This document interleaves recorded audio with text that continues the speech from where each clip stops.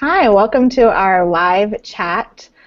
We have here Becky Doggett, who was the state auditor when the state first took over Newark Public Schools. It is now the 20th anniversary, 20 years ago. I can't believe it. And Becky Doggett was there when the state decided to investigate the condition of Newark Public Schools and found a litany of problems.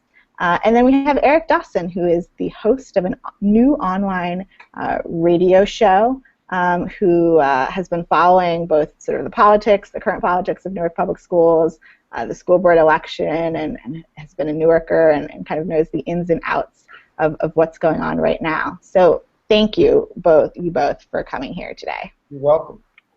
So it's the 20th anniversary. 1995, the state decided to come in and take over the school system.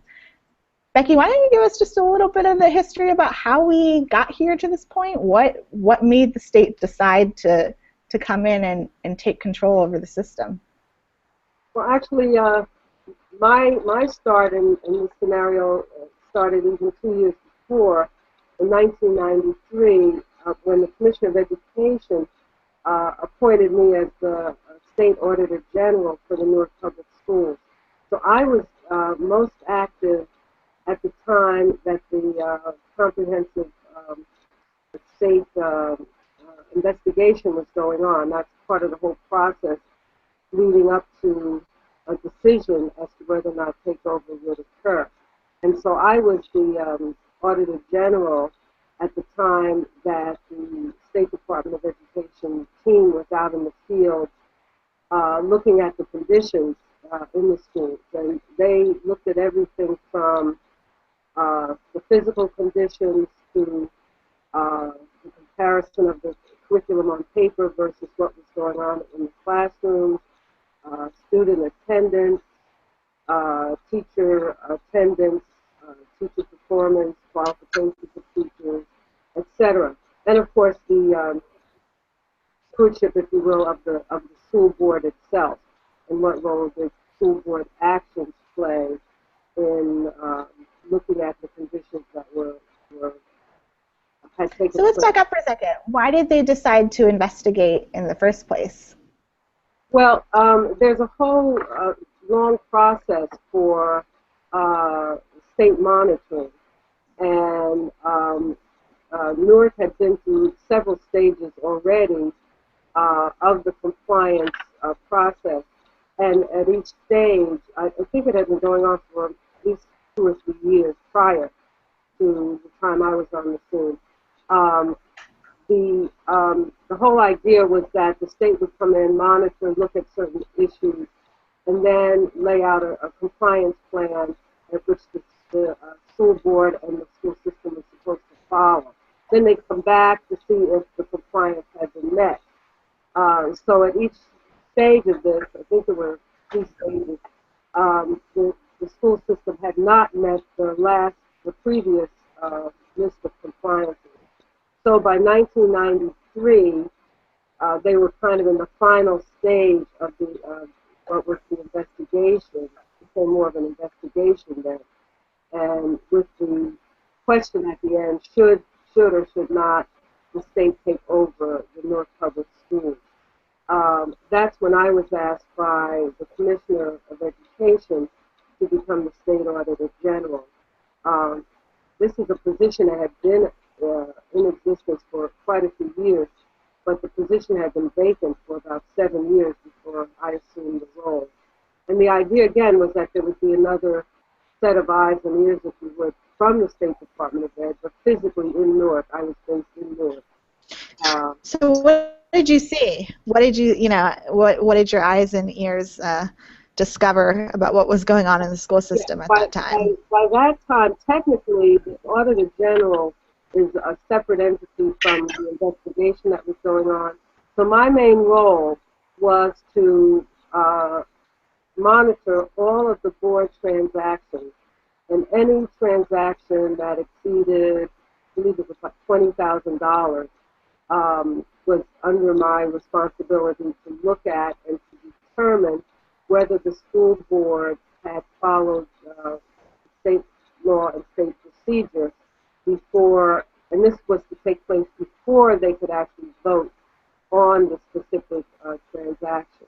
So several days prior to each board meeting, I was given the whole packet of items, resolutions, etc., that were going to go to the board at the public meeting, and I was to review and then alert the superintendent when it appeared to me that the actions that were going to be taken were not in compliance with state regs. So this is what I was doing most of the time. I was not like physically in the schools. That was what the investigators did in the schools. I was trying to kind of hold the line on the expenditures and the actions of the school board. What did you think about the condition of the schools at that time? What kinds of problems were there? Yeah, I was not, well, at the time when I was able to get out to the schools, the conditions were appalling. Before you even opened the door of the school building, you could smell the smells of the bathrooms. So the bathrooms must have been were in horrible condition because the stench was coming out of the door in many of the schools. Mm-hmm. The physical condition, the buildings had not been properly cleaned, properly painted. In many cases, toxic materials were in closets that were not locked up. In the bathrooms themselves, the stalls were missing. There was usually no soap, no toilet paper, no paper towels for the children to wash their hands, etc. So it was just a host of neglected items. That was just on the physical side. Yeah. What about that? What about the academic side?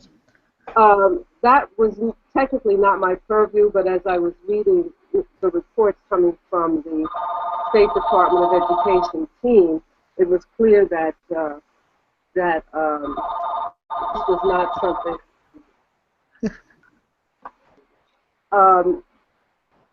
That they were coming up with real discrepancies between what was on paper in terms of what the district was supposed to be doing versus what was actually happening in the classroom. One of the most outstanding things that they found was that the principal, who was supposed to be the educational leader in the school building, rarely visited a classroom, so that the teachers were not getting any kind of supervision or guidance from the principal. And so the teachers were really on their own. Those that were experienced and capable managed, but those who needed help just did not get any help, at least not from the principal. Perhaps some other teachers who might have taken pity on them. But so there was not a very clear, conscious focus on classroom. What was going on with the kids? Were the kids getting, an opportunity to learn? There was no attention being paid to that aspect, which of course is the most important. Right. Yeah, and Eric, what's good to you? As you're hearing what Becky's talking about, what do you think? Has much changed since that time? There have been some changes, right? But I can tell you that Becky is spot on. When I went to school in Newark, the conditions were declining. Now, I graduated Science High School in '81, and then I went and I worked as a stock clerk at Cleveland Elementary School, I guess when I was 19, 20 years old. And you're absolutely correct, Becky. The principal never went to the school. In fact, into the classroom. In fact, there were several times, so not only were teachers left on their own to teach, but they were also left on their own in terms of coming up with disciplinary,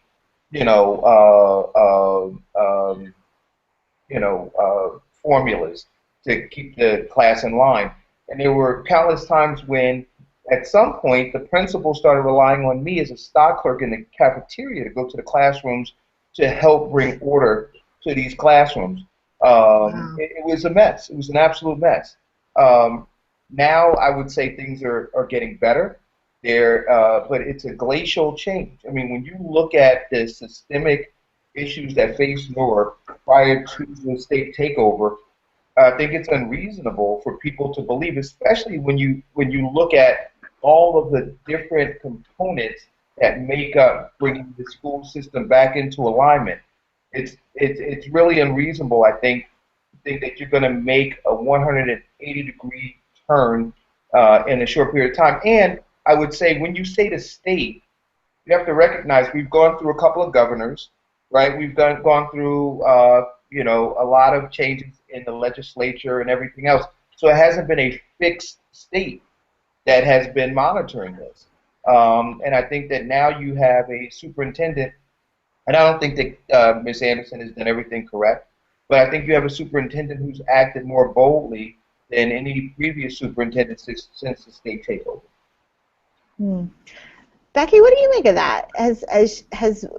Based on what you've been reading and seeing, has Superintendent Kimmy Anderson been bolder than some of the other superintendents?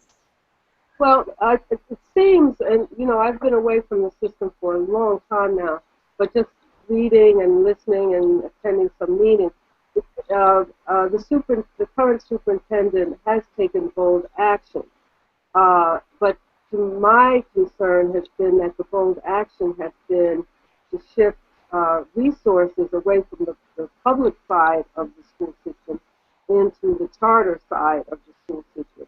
And that seems to be what the trend is to shift more and more of the school resources into the charter school section.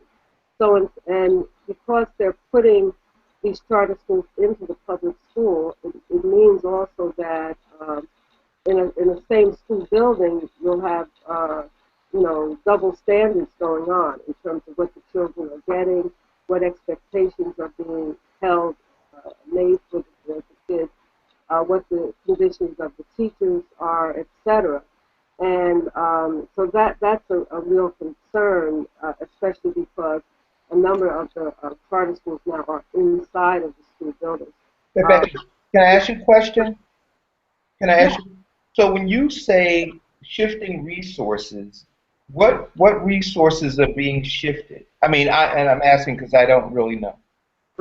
No, well, the money from the state and tax dollars goes with the child. So okay. Yeah, so the kids that are in charter schools, the charter school gets the funding for that child.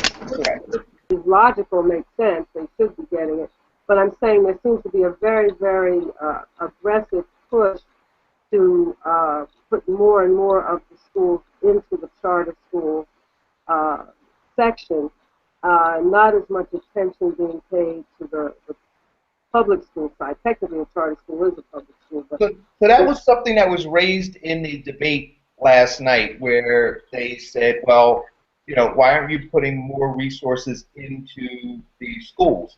And these are schools that have been identified as failing schools. My understanding, and we had the superintendent on the show, was that she said parents are actually leaving those schools. And so where you might have a school that has that originally had a population of maybe 500-600, that dwindled down to 200 to 300.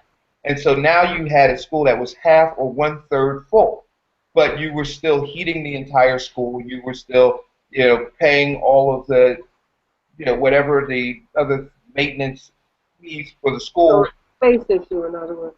Exactly. And so what she said was that because of space, it just made sense with a school system that's strapped for dollars to either combine or to combine traditional public schools, co-locate, or close the school down altogether. Mm-hmm. Now I don't know. I mean that's what she's saying. It would be interesting sometime, perhaps, to interview parents who are in that kind of a dual school to see what their observations are. Even some of the kids, some of the older kids would be pretty observant. I'd be interested to hear what their experience has been, in being in a school that's, part public, part charter. Well, a lot of them. I mean, I've talked to some of them, and they haven't had good experiences. The ones who, well, both, right? The culture of the traditional public school versus the culture of the public charter school are different, right? And so the kids who are in the traditional public school, some of them feel like they're on the B team or on the C team, right? That they're not smart enough. So, you have those self-esteem issues. And then with the charter school kids, some of them, they may not want the rigor. The parents want them to have the rigor. They didn't want the rigor and the discipline that comes with the charter school, and then they see what happens in the traditional public school because it's not as much rigor and it's not as disciplined. Now, I went to Science High, but at that time just before I went, you had University High School, which was was co-located, right, inside of Shabazz, and so it was called the school within a school. And you also had Science High School, which was a part of Central High School. It took the upper floors. And when the school broke out and went to Rector Street, I remember talking to some students at Science High School who expressed the same kind of thing. They said, "Man, what's going on down at Central, it's crazy, but we're learning, we're smart, we're the smartest ones." And so I would imagine that still goes on. Well, and of course, the charter school kind of creams from the general population in the sense that the parents have to be very, very proactive, very aggressive to get into the lottery system, to push for their kids' name even be in the lottery. So there is kind of a self-selection that goes on, which also weakens the public school because the most proactive parents, probably the children that have some sense of standard and direction, are pulled out of the public sector. They're in the charter school. I mean, if I were a parent in that situation, I would probably do that myself because I want the best I can get for my kids. Absolutely. From a public policy perspective, it really creates a really, almost separate but equal situation within the school system. Well, it does, but you're going to either have a situation where you have parents who have the financial wherewithal to move out, right? And so you're still going to have that separation. And so for the parent who's stuck there in the district and says, "You know what, I'm an engaged parent." Whatever I can. And maybe the neighbor isn't engaged, so why should my child have to suffer? Right? I want to be able to give my child the best opportunity. I mean, I can understand it. When my my daughter and one of my stepchildren went through the Newark public school. This is quite a few years before you, and we would hopscotch across the city to put her in the schools that we thought were going to really work for her. And that time there was open enrollment, so it was possible. But as you said, because we were physically able, we had a car, we could move around, we had jobs that were flexible enough, that gave us the hours that we could take her, from where we lived in the Colonnades over to Cleveland School on Bergen Street. And then we moved. Then when she was finished at Cleveland, she went to Mount Vernon. So that's quite a schlep all the way across Newark. But we were able to do that because we had the wherewithal to do that, and we did it because we were trying to find the best for her. That's right. And when I was in school, right, I was in the South Ward. I went to Maple, right? Maple was a great school when I went there. You had kids who lived on the other side of town who were using addresses in the South Ward, right? Right? In order to go. And again, parents, because they had the wherewithal, they had a vehicle to get them across town, parents back then were trying to find great schools. Right. Parents will do whatever they can. That's right. Back in the 60s and 70s, there was still an open enrollment system.